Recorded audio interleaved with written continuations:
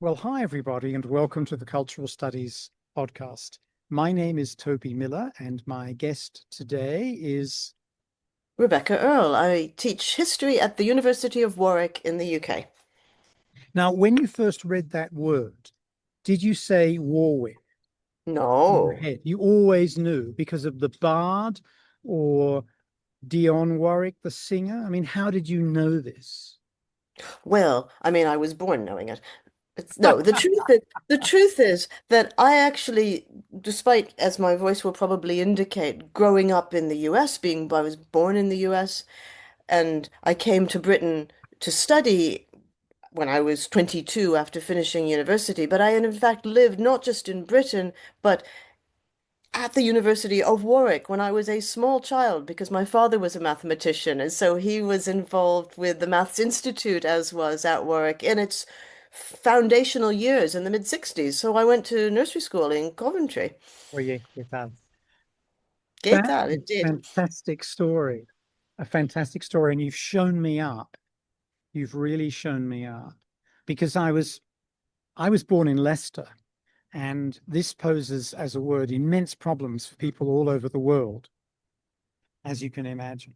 And one of my podcast survivors, also from the United States, who teaches at Leicester, had great problems explaining to visitors where they were supposed to go and what to describe it. And additional ones because she lived in Gloucester Road Ah. in London, also very difficult. So, all of that to one side, Prof, would you share with us what's currently dynamizing, impeding, interesting, preoccupying you? What's going on? And I should say to people, yesterday was the hottest day on record in France. Meteorological records began in 1947 and must be getting up there in terms of where you are. Well, it is very hot. I think Britain has already had a record for the hottest day ever recorded in Britain in May. I think May set a record for heat. So it's certainly warm. Although what's actually really on my mind right now has to do with a ship. One of the things I've been researching Yeah. is the history of a ship that set sail from Lima, well, from Lima's port Yep. in Peru in the 1790s and set sail heading towards Spain and never got there. And oh, you just disappeared completely. There you are. You've reappeared. Anyway, this ship was setting off to sea in the 1790s, which was the period of revolution all across Europe. And this ship had an incredibly eventful and consequential voyage. It was captured at sea not once but twice, first by French pirates or privateers, and then by the Royal Navy. And its capture discombobulated many, many, many people. It led to a war between Britain and Spain. It had all kinds of consequences. And I'm currently a bit focused on the history of this ship, the Santiago Apostol, as it was called. That's what I'm thinking about. That's kind of amazing. Now, you already know quite a lot about it, more than I did, including its name. How do you do research into a missing ship that from the 19th, sorry, from the 18th century? Well, ships were in fact getting captured at sea in the 18th century all the time during periods of war, which was much of the 18th century. Captures were happening on a near daily basis. This ship was a significant capture because it was carrying more than 2 million pesos of gold and silver. It was possibly the richest capture that occurred in the 18th century. So when the French privateers first captured it, they were thrilled to bits. So they were very disappointed when about a week later the Royal Navy captured them and the Spanish ship. And it had all kinds of consequences. But because of the significance of this capture, both in monetary value and, as it turns out, in geopolitical value, there's a lot of documentation about it. So the British archives have a bunch of information about this ship. They called it the St. Jago.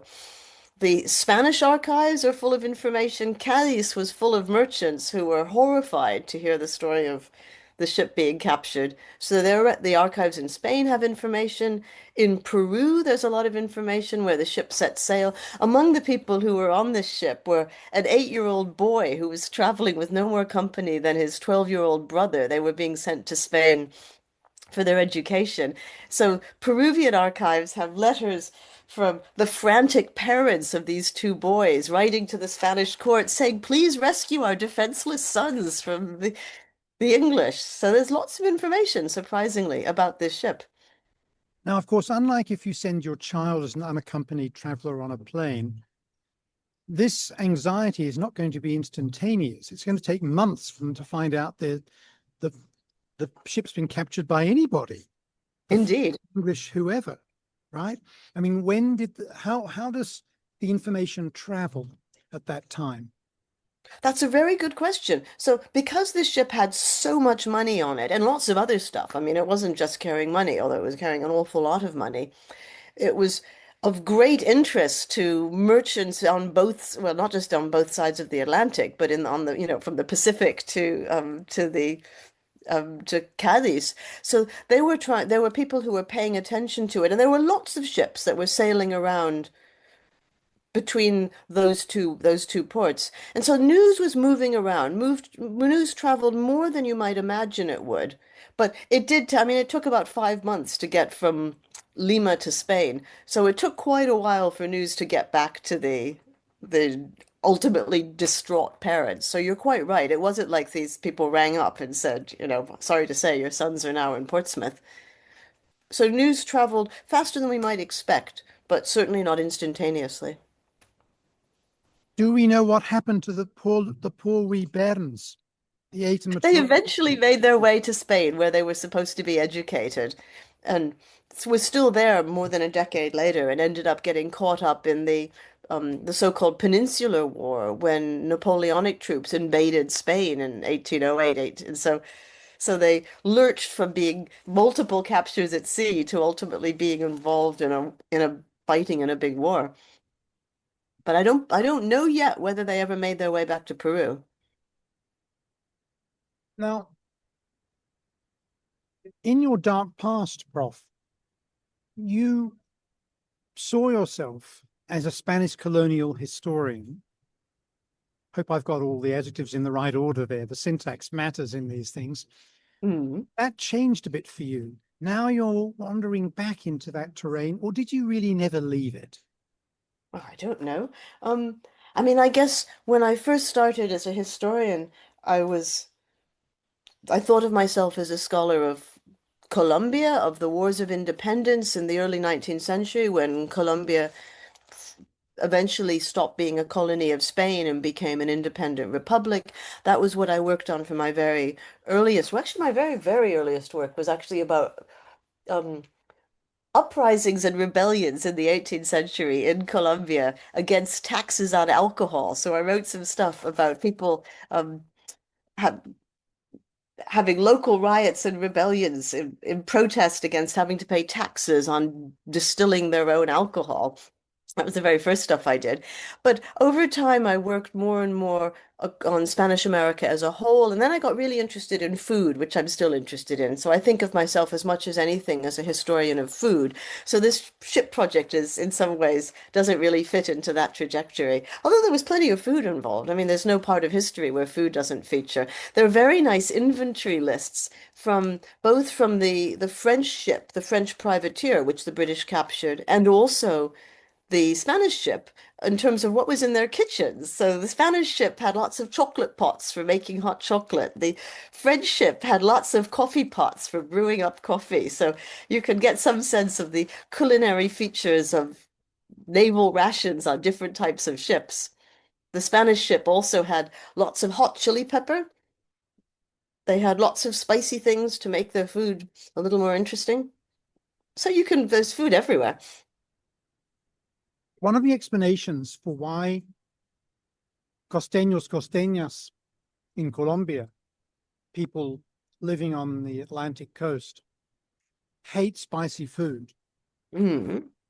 is the mosquito wars from the 1760s, when George Washington's brother was fighting for the British under the command of Admiral Vernon, hence the name Vernon used to refer to the slavery estate of the Washingtons later on. And they were blockading Cartagena de Indias. during the blockade, and they were also offering freedom to black slaves, uh, something the British liked to do in many of their conflicts, having enslaved the people in the first place in many cases, for example, in the United States, what became the US, and promising to free indigenous people.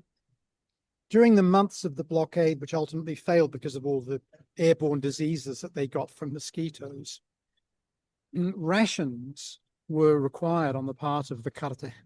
I don't know what you would call them in English. Anyway, people of Cartagena, Mm, Cartagenans, I don't know. mm, And that ration became, unsurprisingly, heavily salted meat, mm.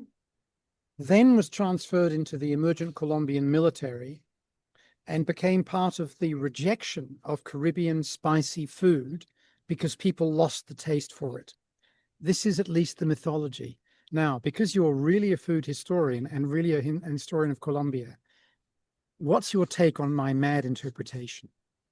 Well, I don't know, but it's certainly true that the apparently very boring, stodgy food that was served on board ships, on board the ships of certainly all Western European nations, was strangely popular with the people who ate it. There's a very nice book by an anthropologist called Richard Ward, wait, is that his surname? I'm horrified that I've now forgotten his surname. I think it's Richard Ward, but it's a wonderful book. It's called Home Cooking in the Global Village, I think, and it's about food in Belize. And he argues that one of the things that helped create the cuisine that we now think of as Belizean food, which I mean, you might say, I don't know anything about Belizean food, but it features a lot of very stodgy, heavy, steamed, boiled porridges and pottages. And he argues that this came from pirates and sailors who jumped ship in Belize when they had the opportunity, but who, even when they were outside of the control of the base of the ship, what they really longed for was that naval ration that they really liked, that stodgy, starchy food. So it's quite possible that having had the opportunity to eat a whole lot of it, people developed a taste for it and continued to wish to eat it. But I can't comment at all on whether that's the origin of this so-called um, preference on the Colombian coast. I'd not heard that story before, but it's interesting. It's a really great story, and it is backed up by historical research, not done by me. But I wrote a book about Colombia, and that's when I encountered this. I was really interested in the fact that the struggle of the Cartageneros and Cartageneras against the British actually goes into the Colombian national anthem. They're like the Marseillaise Mm. because they withstood this terrible onslaught, of course, in the name of criollos and the Spanish themselves, rather than an independent Colombia, but nevertheless. Now, about the food stuff, Prof, you wonderfully regularly provide to your online readers the latest potato quotation that's come across your bows, as it were. And you've outed yourself as a Corbynista recently because you quote Jeremy Corbyn in an interview in the Graniad or somewhere. Tell us about this interest in the potato and how it circulates rhetorically per Corbyn. Well, leaving aside Jeremy Corbyn and the travails of the Labour Party at present, I've been interested in the potato for a long time. It has a very striking global history. And so, to the bewilderment and amusement of friends and family, for years I was working on a global history of the potato, which I eventually wrote, but I haven't really got it out of my system yet. So, I'm still interested in anything to do with potatoes. And always encountering potatoes. I mean, everywhere you look, potatoes turn up. I've just finished a novel by a very good, well, it's a superb novel. Here it sits actually, because it's waiting to become a potato quote. Um, by a book by Daniel Kehlmann called The Director, which is about G.W. Pabst, the film director from the first part of the, well, mid-20th century. And it's full of comments about potatoes. So one of those is going into a potato quote almost immediately. So potatoes turn up absolutely everywhere. But I think that's not really a coincidence. I think it's because potatoes, despite the fact that they originated in a very specific place. You know, they originated really well in the spine of mountains that runs from Chile, actually all the way up through the Rockies, through the Andes and into the Rockies. This mountain range is the homeland of potatoes. Nobody outside of the Americas had ever laid eyes on a potato before Europeans invaded in the early 1500s, but they've now become an absolutely ubiquitous global food that according to the United Nations, I think there's not a country in the world that doesn't grow potatoes. And pretty much everywhere that they are, people think of them as super ordinary. They think of them as completely local, as, if anything, a byword for the banal, for the ordinary, for the everyday. So they've been the most successful of immigrants. They've gone absolutely everywhere and have convinced people that they're completely local, that they're from absolutely here. To the extent that when, for example, in the 1820s, to stick to Colombia, for example, since you brought up Colombia, there's a nice account from a French traveler who was in Bogota, high up in the Andes, in the homeland of potatoes, in the 1820s, and he went to the vegetable market and he said, well, it's very interesting. There are all sorts of vegetables, very strange things I've never seen before. And he lists all of these different, for him, novel, unusual vegetables, you know, arracacha and I don't know, probably avocados. I can't recall what else he was struck by, all sorts of tubers and things like that. And he said, oh, of course, then there are lots of European vegetables here too. There are cauliflowers and potatoes. So, as far as he was concerned, there, you know, in the Andean homeland of potatoes, the potato was a European European vegetable. thing. You know, he was comforted to see a familiar tuber there amongst all the other novelties. Now, the book you're referring to, Prof, is called Feeding the People, the Politics of the Potato. And because I'm in the global south, I just don't have access to books in English, really, and not Mm. here. So I have to confess, although I've read lots of your articles and your I'm so sorry. public intellectual contributions, I just love the British way of trying to governmentalize everything. Your divulgaciones, I've not read your books. So I'm Mm. wondering if you could tell us a wee bit about this one and the way in which, as I understand it from your website, it looks at the politics of the potato, amongst other things. Well, I wrote the book was prompted by dissatisfaction with the kind of history that was being told about how the potato spread to global ubiquity, which struck me as really problematic history. And so I was motivated partly to research the history of the potato by that, by this sort of the existing scholarship getting up my nose, really. But in the process, I also got interested in the way in which people talked about potatoes. So let me, if with your permission and your indulgence, I will say a little bit about the old history of the potato spread, why that bothered me, what I think is the new history, and where politics comes into it with that, which I hope will answer your question. That So would be absolutely great, Prof. Thank you. So the old history of the potato is that Europeans brought the potato back to Europe with them in the 1500s after they encountered it in the Andes, after they invaded the Inca Empire and overthrew it. So back the potato went to Europe.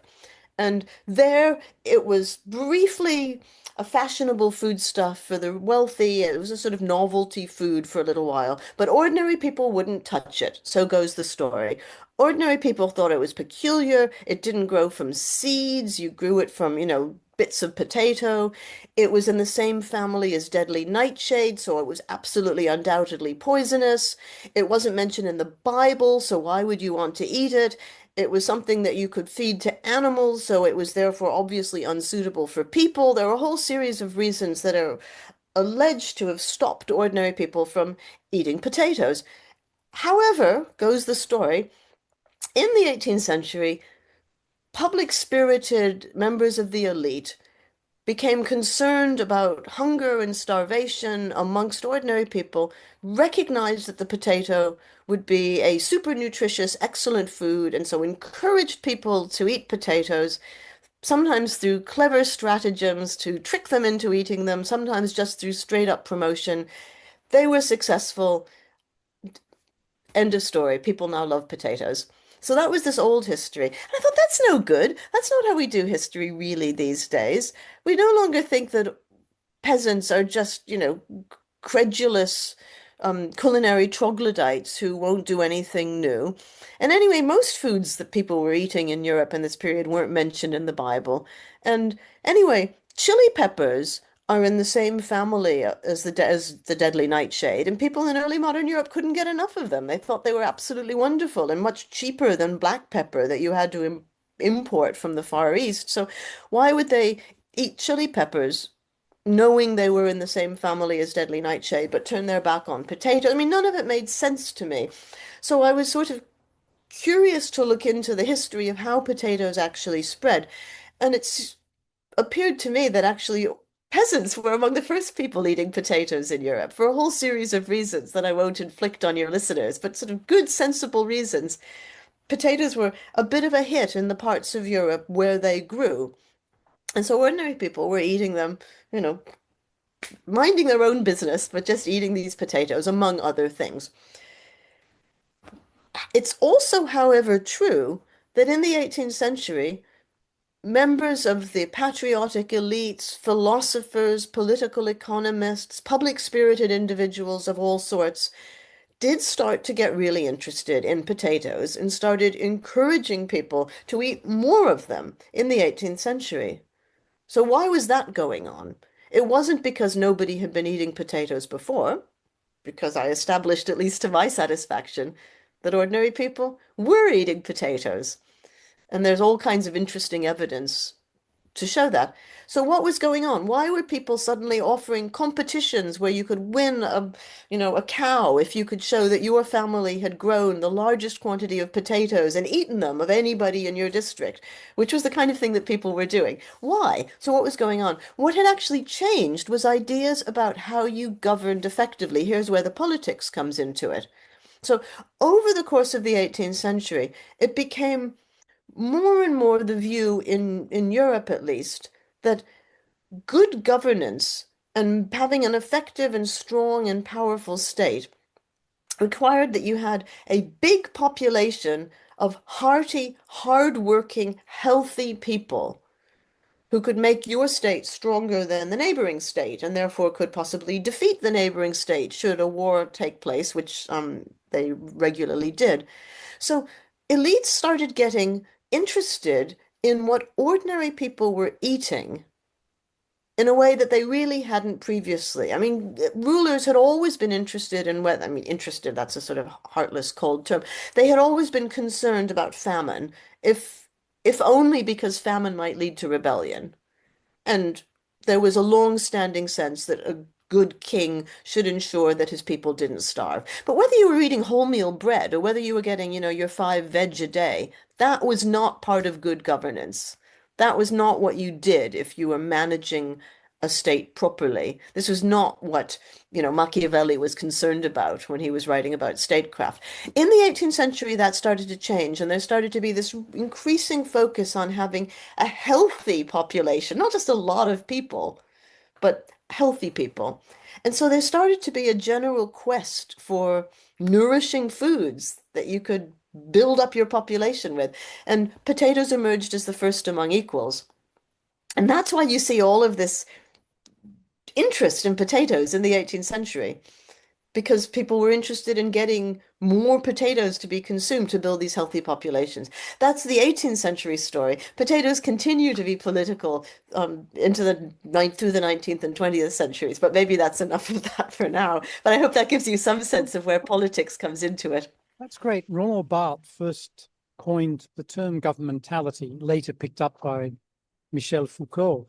And Barthes was referring to when governments decided to claim responsibility positively where possible for increases in the price or decreases in the price of food in markets. And of course, for Foucault, this then becomes investing in the public, investing in the public in terms of health and so on. And it goes on till today, Prof. So I'd actually be very keen to hear more from you about the history that emerges after that first efflorescence of interest, because we're seeing today in the United States with the administration of the Orange Comb Over, a really massive debate about, the food pyramid, the vital food Mm, stuff, with this maniac Kennedy involved. And in fact, if you go back over time in the United States, you see these moments when, Coca-Cola, or La Buenos, McDonald's, all these other entities are lobbying for certain foodstuffs to be kosher and mhm. against other foodstuffs being given priority. It goes on all the time. I think you Marion Nestle's wonderful work on, Absolutely. but others too. So could you, now that I've catapulted us into the late 20th, early 21st centuries, and you're nodding and saying yes, so I think I've probably got some of that right anyway. Can you take us back to how this notion of governance, which is one of the words you use about this in an article of yours I read, how that political economy of foodstuffs, especially the potato, shifts, increases, decreases, whatever, over time and over different places? Yeah, well, that's a very good question. I mean, just as a footnote, that has nothing to do with potatoes, but you were sort of saying how certain foods, are being lobbied for to become kosher, which just as, little asterisks and note, there is a whole really interesting scholarship on what's one scholar has called industrial kosher, which is how you actually, I mean, to take kosher literally, how you manufacture things to make them kosher in the kinds of industrial processes that we now use to manufacture food in the global north and many parts of the global south as well. So there's great scholarship on like how Oreo cookie ice cream became certified as kosher and what you need to do. So that's a whole other little Oh, and topic to think about. it's But also vegan. Oreos are vegan, believe it. yeah, So yeah. Well, they that's they're interesting getting too. under the wire doubly. Absolutely. Although I think vegan as a category doesn't have the same religious freightage as kosher in a way. So I mean the thing that's really interesting about industrial kosher is the way that it takes this really ancient concept and then melds it with modern food production technology. But that's very much a digression. Um, what were you asking? You were asking about trying to fill in some of the 19th century history. So there we are in the 18th century with which is it's a good century for the reputation of the potato. Potatoes are good, they're population building. People say, if you have any doubts about whether potatoes are good for you, all you need to do is look at Ireland. Look at Ireland. They live on potatoes and they're fat and happy and have 10 kids and they feed themselves wonderful. So, I mean, of course, we, with the benefit of historical hindsight, find this sort of chilling to see people celebrating Ireland for its reliance on the potato. But that's how people talked about it in the late 18th century. Big populations, healthy people, stronger state. Now, attitudes about how you governed well changed over the course of the 19th century. We might, as an example of this, although he certainly wasn't the cause, but he's a sort of good example of this. Think about Malthus, and we sometimes use the word Malthusian to talk about a food crisis. And so Malthus argued in the early 19th century that big populations weren't necessarily a good thing. In fact, they were a terrible thing because he argued that populations would always outstrip the food supply. I mean, he was, completely wrong in the sense that populations are now vastly larger than they were in the early 19th century when he was freaking out about this. And actually, the we haven't had the kind of mass global starvation to the degree that he was arguing was going to occur. But I mean, not to say there haven't been some horrendous famines, but they haven't really been caused by the kind of explosive population growth. They've been caused by their political famines. But in any event, the attitude in the 19th century started to change, and there started to be less of a focus on having a large population of hearty, peasants who could then go into the navy or into agriculture. And there started to be more and more of a concern about peasants is actually a big lead weight on the nation, dragging it backward rather than allowing it to surge forward into the industrial future. What you needed was a finely tuned industrial worker, somebody who was like a machine, right? Who could themselves be calibrated carefully and could work as part of the machine that they were part of. I mean, if some people might have seen that great Charlie Chaplin film from the 20th century of modern times, in which there's a wonderful scene of Chaplin as part of the machine that he's supposed to be, attending. And so man and machine sort of merge. So the last thing you wanted was a whole lot of peasants. They started to be a problem. And indeed, scientists started saying, and potatoes, not a very good food. Actually, potatoes are probably a bad food. In fact, they allow you to opt out of the discipline of the capitalist market. You can raise them yourself and you can feed yourself, and that's bad. It allows workers to avoid the discipline of becoming a proletarian agricultural laborer. And Malthus, in particular, to go back to Ireland, he said, "You want an example of how worrying potatoes are? Look at Ireland." This was before the potato famine of the 1840s. And he said, in Ireland, you've got all these peasants who can feed themselves on potatoes, and they're multiplying at a great rate. And this is absolutely terrible. And there's undoubtedly going to be a failure of the potato harvest, he argued, and that will be catastrophic. And it will lead to famine and terrible things. And people should be eating fewer potatoes. They should be eating healthier foods. So the 19th century was sort of a bad time for the potato in the sense that scientists and nutritionists started to say that potatoes were possibly a dubious food. Maybe they didn't have enough protein anyway, and they weren't very good for you, and better if you ate something else. But at the same time, more and more people were eating potatoes. It was a good century for the potato in terms of actual popular take-up, but in terms of its political status, the potato started to be associated with backwardness, with not modernity, with the opposite of modernity. There's a sort of famous quote by Karl Marx in which he describes peasants as like a sack of potatoes. And it's not a coincidence that he picked potatoes. That was, potatoes were the quintessential peasant food. They weren't able to act politically any more, he said, than a sack of potatoes can do anything more than just be a sack of potatoes. It can't fight for better working conditions. So potatoes were seen as this backward lumpen food, 19th century. Well, unlike lots of fruit and vegetables, potatoes not great to eat uncooked.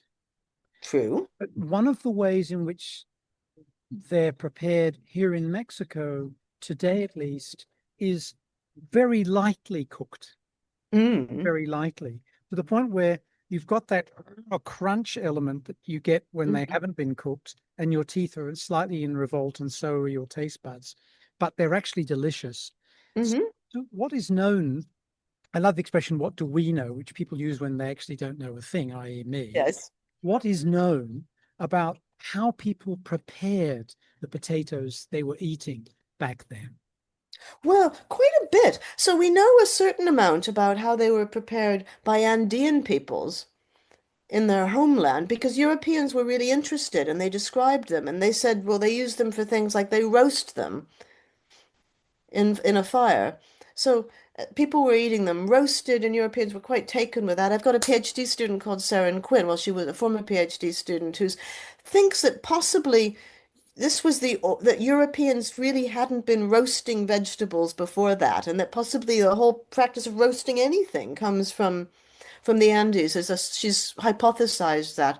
So they were eaten that way in the Andes, for example, and we now know that they've long been eaten in soups and stews as thickeners in various ways. When they got back to Europe, people ate them in all sorts of ways. They ate them sweet. So there were lots and lots of recipes for potato puddings and potato pies, where you would mix up the potato with egg and with sugar and maybe some brandy and maybe some raisins, and you'd bake it in a pie crust and you'd decorate it with more icing sugar on top. And which, when I first encountered these recipes, I thought how really odd. But first of all, they're actually quite tasty. I've made some of them. And second of all, if you think about a pumpkin pie, I mean, that's basically a mashed vegetable with eggs and sugar and spices. And maybe a bit of brandy baked in a crust. So if you swap the pumpkin for a mashed potato, you can get sort of an idea of a sweetened potato pie. Not Now, to mention sweet potato pies, which are another matter altogether. returning to the famine question, Amartya Sen has a very different account of these things from Thomas Malthus. Sen, Yes, in writing about those terrible famines in India in the early 40s, 1940s, yes. correlates famine with not having a free press. He Mm. argues there's always enough food within a political territory. The issue is how it's allocated, Hmm. and it only gets properly allocated if there's pressure on the government. And the pressure on the government comes when there's a free press, when people report, we've got a superabundance of X or Y food commodity here. And then other people say, we need X or Y where we are. And that manages to generate, through journalism, enough state pressure to ensure a rational allocation of materials. But in the mythology about the so-called Irish potato famines, that's not the way people tend to talk, is it? Well, that's true. So, what does Sen argue? Sen says that a famine isn't a shortage of food. A famine is about people not having enough food, and that those are not the same thing. And so, sometimes you can have a famine that is caused by there not being enough food, but the famine itself is the state of people not having access to food. So, in the case of the failures of the Irish potato crop repeatedly in the 1840s, it's certainly true that the potato crop failed repeatedly. That's undoubtedly the case. And it's also undoubtedly the case that that had the devastating effect that it had in Ireland because of political circumstances. So the same pathogen that caused the late blight that resulted in the repeated collapse of the Irish potato harvest affected potato harvests elsewhere in Europe. But the mortality that resulted was completely disproportionate. So I think in the Benelux countries where there was this the same blight manifested itself, I think something like 30,000 people died, which is an awful lot of people to die. But in Ireland it was a million. So why such a big disproportion?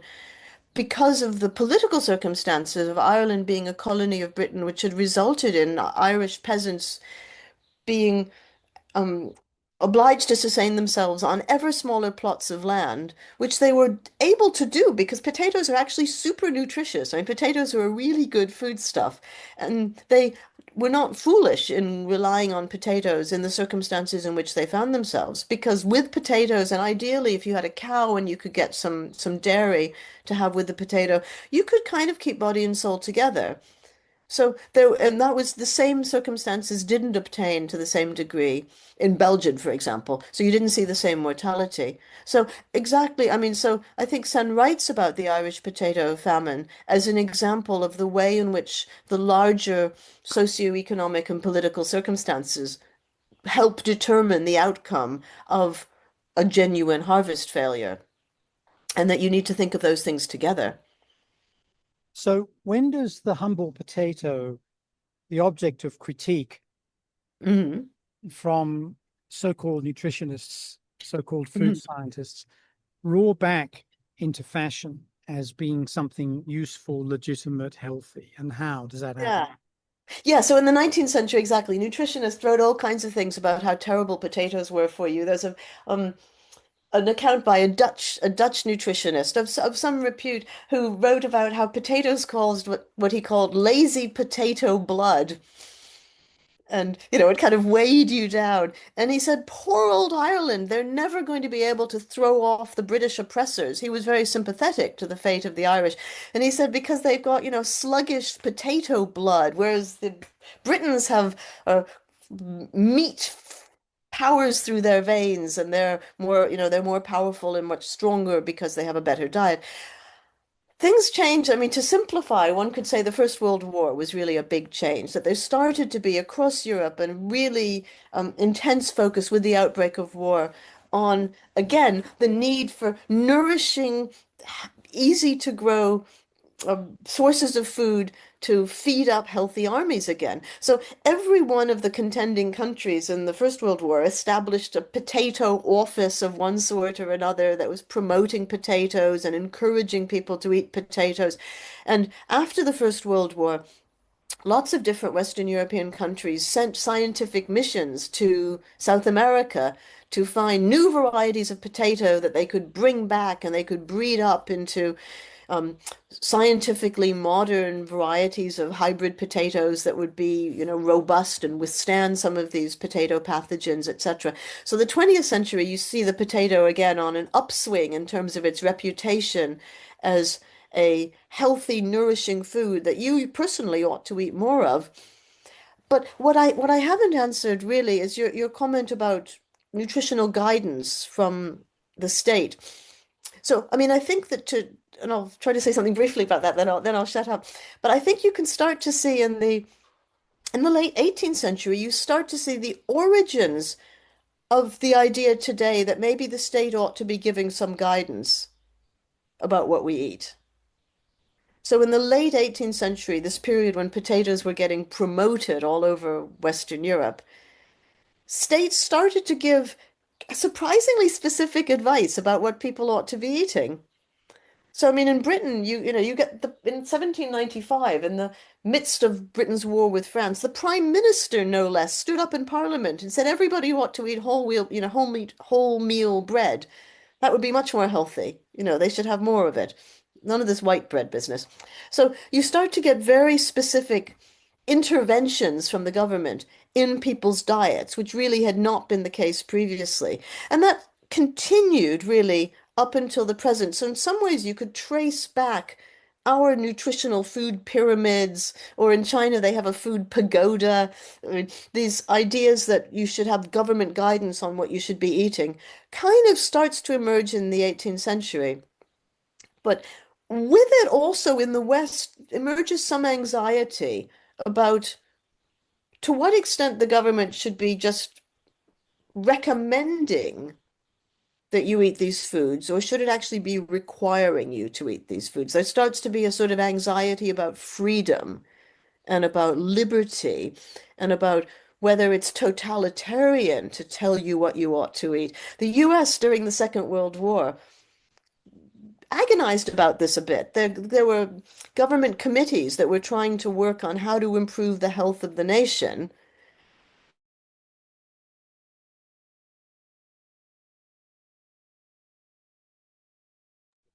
Prof, I've lost sound. Oh, You were muted for some reason for a moment there. oh, You were I don't talking know about why. the US during the war, which I know Mm, when brewers successfully lobbied the government to insist that guys in the military should drink more beer because it was so good for you. mm. But we Well, lost you for a moment there. I'm so sorry. I don't know what happened. I've just been sitting here blithering. But I mean, I think, what was I saying? I think I was saying that there started also, or there was in the 20th century, anxiety about requiring people to eat particular recommended foods. There's some interesting comments from people testifying before Congress saying, well, telling people what to eat, that's kind of totalitarian. That's not what we do here in the United States. We have freedom to do whatever we want, right? And so there's this kind of tension about whether, you should be allowed to consume 62-ounce sodas and whether that should be on sale. That's has a long history. So that's sort of a tension. And the other tension is whether the role of the government is to simply tell you what the healthy food is. So you're informed, you go off, you can make your choice. It's up to you. If you eat the wrong thing, it's on your own head, right? You were told your choice, your problem. Or whether actually the government also has some obligation to ensure that you're nutritionally well fed. So if you don't have enough food and you're really hungry, does the government have any obligation to provide you with good food? That's also a debate that we see running all through the 20th century and up till today, right? Now, Prof, if you were an anthropologist, you'd have no trouble justifying this interest Mm, because for anthropologists, understanding how people live on an everyday basis is not just about kinship, it's very much about food. As an historian, have you had to struggle for this to be seen as legit, or is it coursing through the veins of social history, which, along with labor history, has a justly renowned status at the University of Warwick, at least Oh, as so far as. true. So true. Yeah, I was talking today to a colleague of mine who's organizing a conference on the legacies of E.P. Thompson at Warwick and global labor history. So yeah, Warwick has um, a proud history of conducting labor history and history of ordinary people. But it's true that there was a time when food history really didn't exist as a type of history. There were people who did it, but it was sort of regarded as a bit quirky or a bit marginal and probably not very important. Now it's super institutionalized. You know, there are journals of food history. It's a thing that esteemed good academic publishers have series where they publish things related to food history. Their seminar series, it's fully institutionalized as a topic. But it does surprise people. If I say to somebody I'm a food historian, particularly if they're not a historian, they're often surprised and say, "Is that a thing?" So, and that's changed over my academic career for sure in terms of it's becoming a recognized type of history. But the truth is, I would challenge somebody to come up with anything in history that doesn't have a food dimension. Now, I want to go back, as they say in baseball commentary, to an Mhm. earlier book, which has the fantastic foretitle, The Body of the Conquistador, and a terrific subtitle, Food, Race, and the Colonial Experience in Spanish America, 1492 to 1700. Could you tell us a wee bit about the body of the conquistador? Oh, thank you very much. Yeah, that was the book, I guess, where I really started writing food history. And what is that book about? On some level, you could say it's about something really simple. It's about what did Europeans think happened to their bodies when they traveled to the Americas from Spain in the 1500s and in the 1600s. What do they think this did to them? And so to justify why that's an interesting question in the first place, one might say, well, why would they think anything particular would happen to their bodies? Well, the reason that they might think something would happen to their bodies was because of how people thought about their bodies in those days. And they were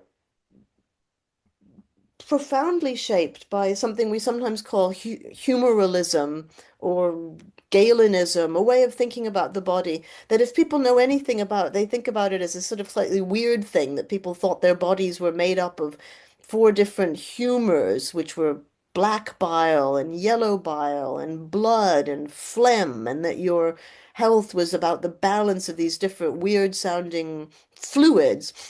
And that's true, but really, maybe a better way of thinking about how humoralism worked was to think that people thought their bodies were in constant dialogue with their environment, and that what kind of food you ate shaped your health, and it also shaped your physical appearance.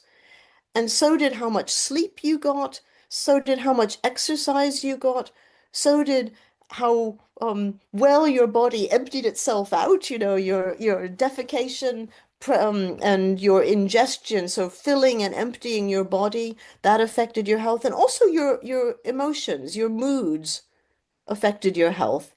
And these things were thought to be, and the air and environment and climate affected your health. So your body was this sort of porous thing that was taking in food and was affected by the air that bathed it and was affected by how much sleep you got.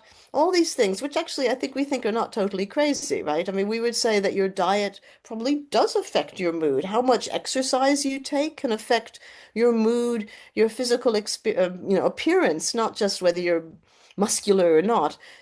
And they had a model for explaining how this worked that had to do with humors. But the idea that your body was always, it wasn't this um, hermetically sealed off from the outside world. It was in dialogue with everything. So changing your diet was always, it was a bit of a risk to your body. You might sort of knock everything out of whack. If you ate totally different food suddenly, your body would, would be unable to cope with this change. Same if you traveled to a totally different environment, which certainly the Americas were compared to Spain. So Europeans were anxious about what was going to happen to their bodies when they traveled anywhere. I mean, it wasn't just going to the Americas. Travel was kind of a bit of a dodgy thing. You couldn't do very much about a new environment if you traveled to somewhere else. That was the air was the air, the stars above were the stars above, but you could at least do something about your diet. So Europeans were always very concerned about their diet as a way of managing change. I mean, we probably also have stereotypical images of tourists today who, take cornflakes with them when they go on holiday or, pack their own food because they don't want to get a dodgy tummy or things like that. So the Spanish were a bit like that, not just because they were nostalgic for the foods of Spain, but because those foods were the foods that their bodies knew how to digest. So I got quite interested in food as a way of managing colonialism, but I also realized that food was really important for how people at the time from Europe explained what we might call race. So if everybody is the son of Adam and Eve, which was sort of a given for Catholics, right, in this period, since everybody comes from a common ancestor, why are people so different? What causes the diversity of human bodies and appearances? By no means just skin color, but all the differences in human types. Well, Europeans asked this question when they got to the Americas. They were really interested, for example, and European men were quite worried about the fact that indigenous men in the Caribbean and in Mexico, in their view, didn't have as full beards. They were, had less facial hair. Why? Why? Well, they wrote about this. And they said, well, they're living in this particular damp environment and that impedes the growth of facial hair. But also, they eat this very distinctive food. They eat certain types of things called, like, maize and manioc, and they eat a lot of fish, and it's very wet. And all of that stops the growth of your facial hair, and it changes your skin color. And so they ascribed things that we might think of as race partly to diet. And in fact, when you read what they say, it's actually often diet is the key thing. And Europeans were very anxious about what were going to happen to their beards. Why were they so concerned about their beards? Well, in European thinking at the time, beard production was in direct correlation to your sperm count, effectively. I mean, it was a measure of the quality of your semen. So having a full beard was very manly. So they were quite worried that if they were living in this new environment and particularly eating these sort of damp, wet foods that local peoples ate, they might actually turn into indigenous people themselves, which undoubtedly is what had caused indigenous people to exist at all, because clearly they were sons of Adam and Eve, like the Spaniards. So at some point, these family tree had branched off, right? And people who once had been more like the Spanish now were quite different because they lived in this different environment and they ate different food. So food turned out to be really important to not just managing colonialism, but maintaining the difference between colonizers and colonized. If you ate Indian food, as they called it, you're liable to develop an Indian body.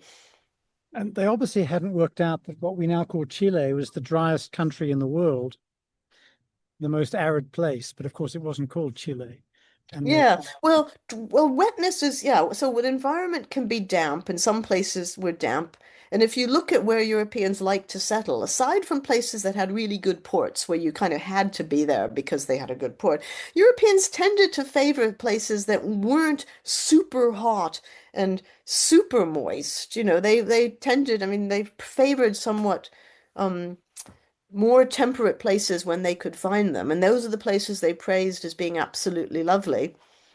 So, where Europeans liked to live did reflect in some ways what they thought about what was a healthful environment. now, Prof, I've got one more question for you. Once you've answered that, I'd like to give you the opportunity to add anything you wish. And that addition could take the form of remarking on terrain we've already traversed or something entirely new, because many of your books and articles we haven't mentioned. But my last question from my side is this. You've told us a lot about the state and colonialism, but we haven't really talked about capitalism. Mm, Pretty important when it comes to food. So here's mm. a small question which you can answer in 10 seconds for sure. Capitalism and food production, please. What's the scoop? Well, if we go back to a good example, you could think about the Irish potato famine.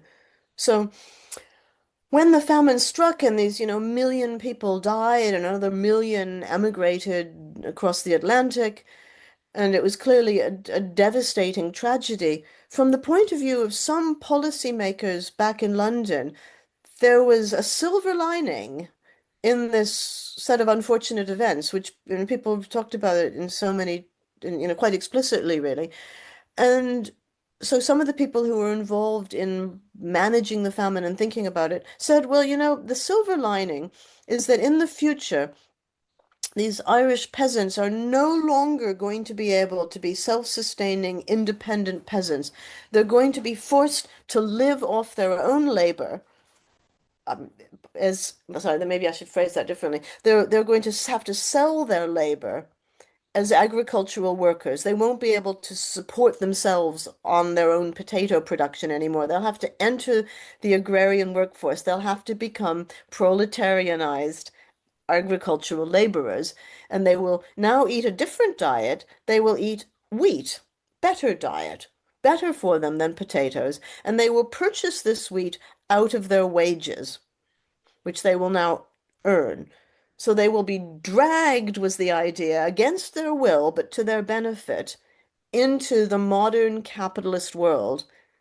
No longer would they be able to stand outside of it, like those French peasants who Marx said, were like potatoes in a sack. They would have to enter the modern world, and that modern world was a capitalist world, and their future was to become proletarian wage laborers. So, I mean, there's one example of how the emergence of capitalism was seen as being something very connected to a food event of the Irish potato famine. A few years ago, the New York Times disclosed that generations of, in inverted commas, scholarship urging people who wanted to lose weight to focus on doing more exercise had been paid for by the Coca-Cola company. They were so-called food scientists for hire right Mm, across the United States and Western Europe who produced these lies, mm, denying that possibly diet might also be related to concerns about obesity, along, of mm, course, with mm. gender issues and so on. So, Prof, anything you'd like to add? As I said, that could be something entirely new, or it might touch on terrain we've already traversed. Well, this is not, so this isn't something that I've come to this podcast thinking, oh, I must make sure that whatever happens, we talk about X, but more just you were just talking about Coca-Cola and its connections to, well, to nutritional science, but you were mentioning a moment ago the connections between food and capitalism. And so we could also use Coca-Cola as an interesting example of that from a different way, that there's a really interesting body of scholarship about Coca-Cola and trade unionism in Latin America, where I understand you have many listeners, and in fact you yourself are based. So there's some really interesting stuff on Coca-Cola bottling franchises in various parts of Central America and elsewhere in Latin America, where trade union activity has been really important in taking on this multinational chain with varying degrees of success. So if we think of capitalism as also having perhaps some connection to the history of union activity, Coca-Cola is also a way that you can study, labor organization in the global South. Oh, incredibly interesting. I know that during the war, which for people of my generation always means the Second World War, Coke provided the GIs invading Western Europe with free supplies on the Mm, understanding that the bottling systems they'd set up in Italy and France would remain in place after victory. mm. You know, they're not stupid at that company. Well, No. Well, I mean, military food rations have been really interesting in spreading eating habits. I mean, I think there's good scholarship on the way in which the food that was being served to Japanese army recruits during the Second World War, filtered out of army canteens and into everyday life, and that lots of now very as I understand it, ubiquitous Japanese foods actually originated in not just army diets during the Second World War, but attempts to sort of westernize the Japanese diet because it was thought to be more nutritious. So more things that are deep fried and actually more potatoes were encouraged in military rations and We're, now have become very popular. we're back to the humble spud. We can't get Exactly, away because from it. oh, and And, why would we want to? and indeed, Prof. Thank you so much for being so generous with your thoughts, your research, and your time. It's greatly appreciated. Thank you so much for your letting me talk potatoes and food with you.